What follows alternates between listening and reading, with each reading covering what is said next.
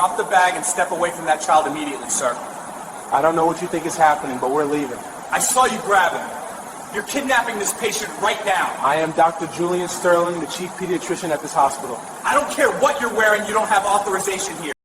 The hospital parking garage recording captured everything. The flickering lights, the cold concrete, and a confrontation that would eventually cost a major healthcare system over $6 million. What you just witnessed wasn't a standard security check. It was the beginning of a legal nightmare that would dismantle a 30-year career in less than 15 minutes. Officer Miller had absolutely no idea that the man he was accosting was not a trespasser or a kidnapper, but the very person whose name sits at the top of the hospital's surgical hierarchy. While Miller expected panic or flight, he was met with a level of surgical composure that should have been his first warning sign. Dr. Julian Sterling didn't flinch because he knew exactly who he was: a double board-certified surgeon, a fellow of the American Academy of Pediatrics, and the chief of pediatric surgery with over 4,000 successful operations to his name. Miller saw a suspect. The world would soon see a victim of gross profiling. This is the story of how a single power trip led to a $6, $1 million settlement and the permanent revocation of a veteran guard's credentials. Before we dive deeper into the professional destruction of Dr. Sterling, I need you to do something right now. Drop a comment below with the word justice if you think hospital security needs more oversight, or know if you've seen guards act like this before. This story gets incredibly intense, and you don't want to miss how the hospital's board reacted when they saw the footage. Hit that subscribe button right now so you never miss these accountability deep dives. Dr. Julian Sterling was not a man who ever expected special treatment, nor did he walk around flaunting the immense power he held within the walls of St. Jude's Regional. At 38 years old, Sterling had spent nearly 2 decades in the grueling pursuit of medical excellence.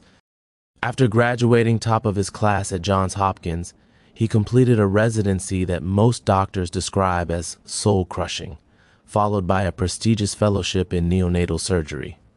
By the time he was 35, he had been credited with developing a minimally invasive technique for repairing congenital heart defects in infants, a breakthrough that earned him the National Physician Excellence Award 3 years running. Those who worked with him described Sterling as the eye of the storm. In the operating theater, when a patient's vitals plummeted and the room erupted in chaos, Sterling's voice would actually get lower and calmer. He was known for staying late to read stories to his young patients and for personally calling parents at 2 a.m. just to give them a reassuring update. He had handled over 500 high-stakes emergency cases in the last year alone, maintaining one of the lowest complication rates in the country. His reputation was impeccable. He was the golden boy of the pediatric wing, a man who had dedicated his life to the survival of the most vulnerable. Despite his status, Sterling was famously humble. He drove a modest electric SUV and often wore his scrubs home to save time. He didn't have a doctor's ego. He was a father first, a surgeon second. That Saturday afternoon started out as a completely ordinary day. He had just finished a grueling 36-hour on-call shift, during which he had successfully performed a life-saving bowel resection on a 4-pound premature baby. He was exhausted, his back ached, and all he wanted was to take his 7-year-old son, Marcus, out for ice cream before heading home to sleep. Marcus had spent the last hour of the shift in the staff lounge, drawing pictures of superheroes for the nurses. As they walked toward the level 2 elevator bank in the parking garage, Julian was carrying his medical bag in one hand and holding Marcus's hand with the other. He was just a tired father in wrinkled scrubs, looking for his car keys, unaware that his life of quiet service was about to be interrupted by a man who saw a threat where there was only a hero. The air in the level 2 parking garage was heavy and stale, smelling of exhaust and damp concrete. The late afternoon sun was low, casting long skeletal shadows through the horizontal concrete slats that served as the garage's walls. It was 5:22 p.m. Julian Sterling walked with a slight limp from standing in the OR for 12 hours, his charcoal overcoat draped loosely over his light blue scrubs. Beside him, young Marcus was skipping, clutching a stuffed dinosaur he'd been given by a nurse. It was a scene of total domestic mundanity. Enter Officer Miller. At 45, Miller was a man who took his private security title with the gravity of a federal agent. He had 15 years of experience in mall security before landing the hospital contract, and he prided himself on his instincts. To Miller, the garage wasn't a place for staff to park. It was a high-crime zone that needed a firm hand. He had received a vague suspicious person report over his radio 3 minutes earlier, a report that simply mentioned a man loitering near the luxury vehicle section. When Miller rounded the corner in his security golf cart, he didn't see a renowned surgeon. He saw a black man in a high-end parking area holding a child who looked distressed, though in reality, Marcus was just tired and pouting about his ice cream choice. Miller's flawed reasoning kicked in instantly. He assumed the scrubs were a disguise, a common tactic, he believed, for child abductors to blend into hospitals. He didn't look for an ID badge. He looked for a reason to exert control. He hopped off his vehicle, his hand already hovering near his heavy-duty radio, his chest puffed out against his tactical vest. He didn't call out a greeting or ask for assistance. He moved with an aggressive, predatory stride, cutting off Sterling's path to his vehicle. Sterling stopped, blinking in confusion as the guard loomed over him. The visual contrast was stark, the burly, aggressive guard in navy blue, and the slender, poised doctor in surgical scrubs. Authority, drop the bag and step away from that child immediately, sir. Victim, I don't know what you think is happening, but we're leaving. The tension in the garage spiked instantly. Officer Miller stepped closer, invading Sterling's personal space, his boots crunching on the grit of the concrete floor. He wasn't looking at the doctor's face. He was looking at the child's hand, convinced he was witnessing a felony in progress. Authority, I saw you grab him. You're kidnapping this patient right now. Dr. Sterling didn't move his hands.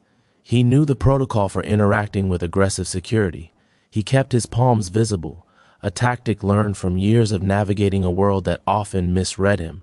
Inside, his mind was racing through the legalities. He knew his Fourth Amendment rights, specifically the protections against unreasonable seizure. He thought Oftery versus Ohio, the landmark case regarding stop and frisk. He knew Miller needed reasonable, articulable suspicion of a crime, not just a hunch based on the color of his skin. Victim, I am Dr. Julian Sterling, the chief pediatrician at this hospital. Authority, I don't care what you're wearing. You don't have authorization here. Miller's voice echoed off the concrete pillars. A nurse exiting the elevator 10 yards away stopped dead in her tracks, pulling out her phone to record. She recognized Dr. Sterling immediately, her face contorting in shock. Miller, blinded by his own adrenaline, ignored her. He was doubling down, his ego refusing to let him see the ID badge clipped to the doctor's waist, partially obscured by the charcoal overcoat.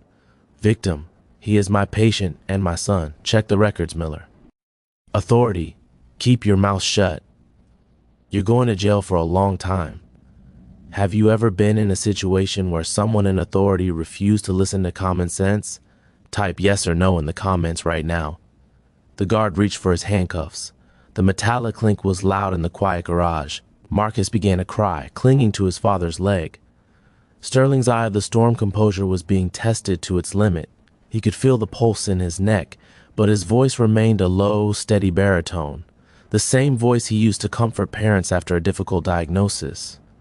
Victim, this body cam is recording everything. Your career ends the moment I sue. Authority, is that a threat? Are you threatening a security officer? Victim, it's a promise of litigation, Miller.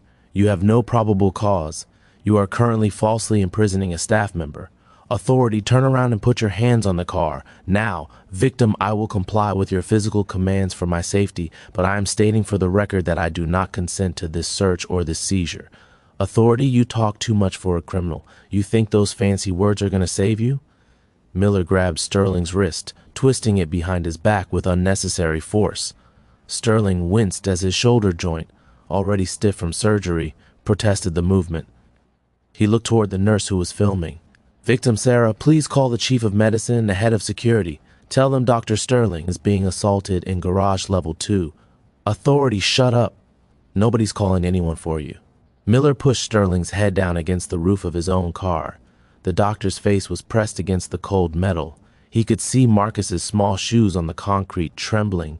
Miller was breathing heavily, his chest heaving against Sterling's back. He felt powerful. He had caught a kidnapper, but the bystander count was growing. 2 more hospital employees had gathered, both shouting at Miller to stop, both identifying Sterling. "Authority, back off, all of you. I'm conducting an investigation." "Victim Miller, look at my waist. My badge, read it. If you click those cuffs, you are committing a 6-figure mistake." The guard hesitated for a fraction of a second, his eyes darting to the badge. But the sunk cost fallacy had taken hold. If he stopped now, he'd have to admit he was wrong in front of a crowd.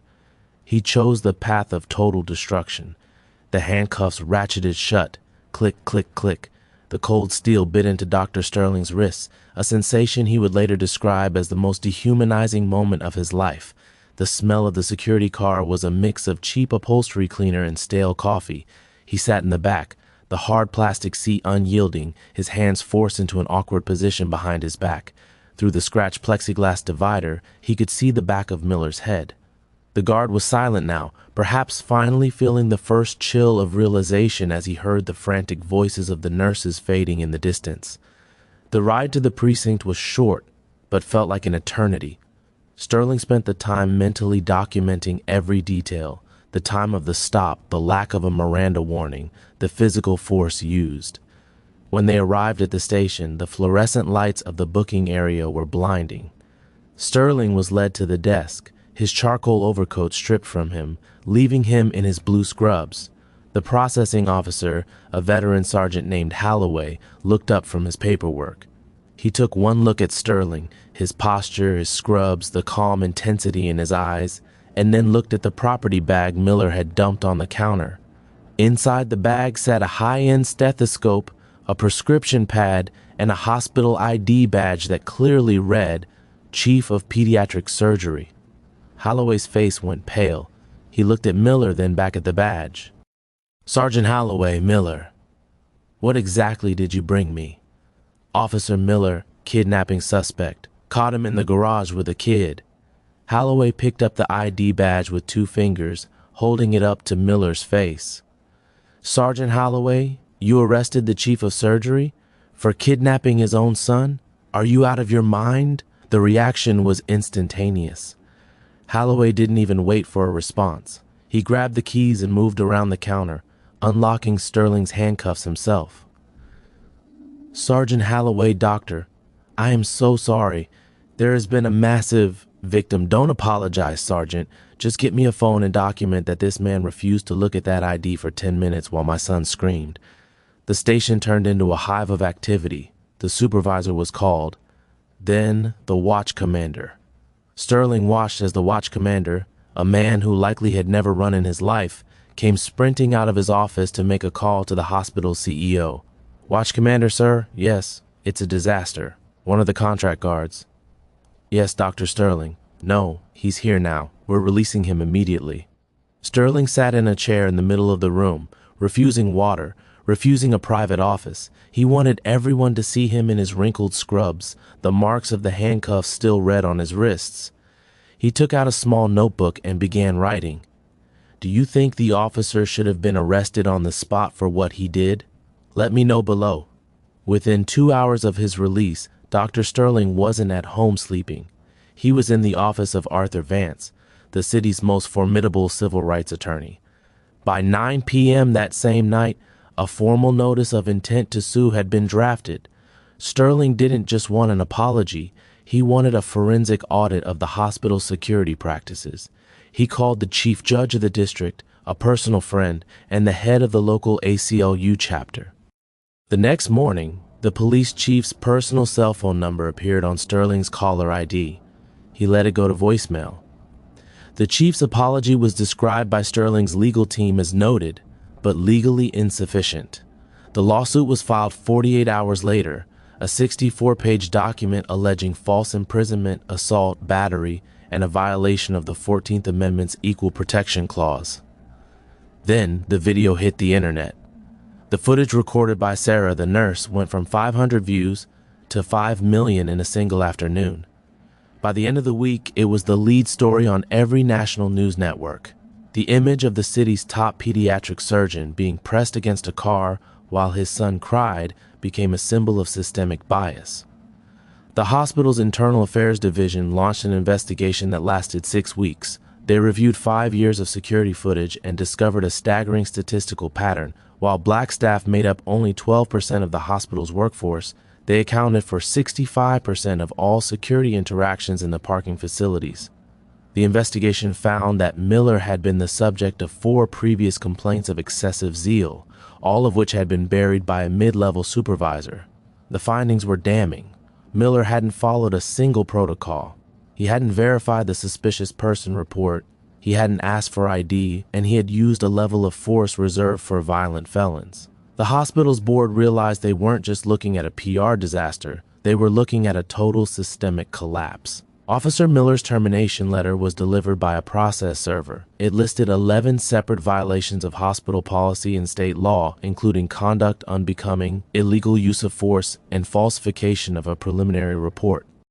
Miller attempted to appeal through his union, but when the Department of Justice announced it was launching its own civil rights probe into the hospital's security contract, the union dropped him immediately. He would never work in law enforcement or private security again. The federal investigation lasted 8 months and resulted in a scathing 120-page report. It forced the hospital into a federal consent decree requiring 5 major reforms: the immediate termination of the private security contract, the implementation of mandatory implicit bias training for all staff, the installation of ID first contact protocols, the creation of an independent oversight board, and a total overhaul of the garage surveillance system. Then came the settlement. To avoid a jury trial that would have likely resulted in an even higher payout, the hospital agreed to pay Dr. Julian Sterling $6. $1 million. Victim, this money isn't a win, it's a fine the hospital is paying for failing its own people. In a move that stunned the medical community, Sterling didn't keep a dime. He used the entire $6. $1 million to establish the Sterling Foundation for Equitable Health Care, which provides legal advocacy for victims of professional profiling and scholarships for minority medical students. His legacy was no longer just his surgical technique. It was the fundamental change he forced upon the institution that had betrayed him. Sterling returned to work 3 months later. He still parks in level 2. But now every guard who sees him stands at attention, not out of fear, but out of a hard-learned respect for the man who dismantled a broken system. This story matters because it forces us to look at a terrifying reality. Dr. Julian Sterling had every possible advantage. He had the right clothes, the right degree, the right vocabulary, and the right connections. He was the literal definition of a high-status professional. And still, none of that protected him from the split-second assumption of a man with a badge and a bias. Imagine for a second those who don't have those advantages. Imagine the person in that garage who doesn't have a chief of medicine to call, or the resources to hire a top-tier attorney, or a crowd of nurses to film the encounter. If this could happen to the chief of surgery, it can happen to anyone. The accountability we saw here, the $6, $1 million settlement, and the federal reforms, is the exception, not the rule. Most of these stories end in a jail cell or a hushed-up complaint, but Julian Sterling proved that when you record, when you remain calm, and when you refuse to let your dignity be stripped away, you can win. He turned a moment of profound humiliation into a multi-million-dollar catalyst for systemic change. What was your biggest takeaway from Dr. Sterling's story? Do you think $6, $1 million was enough, or should it have been more? Make sure you share this video with someone who needs to see what true accountability looks like. Don't forget to hit that subscribe button and turn on notifications so you're the first to see our next deep dive. Drop a comment below and let me know which case I should cover next. The system only changes when we refuse to look away. I'll see you in the next one.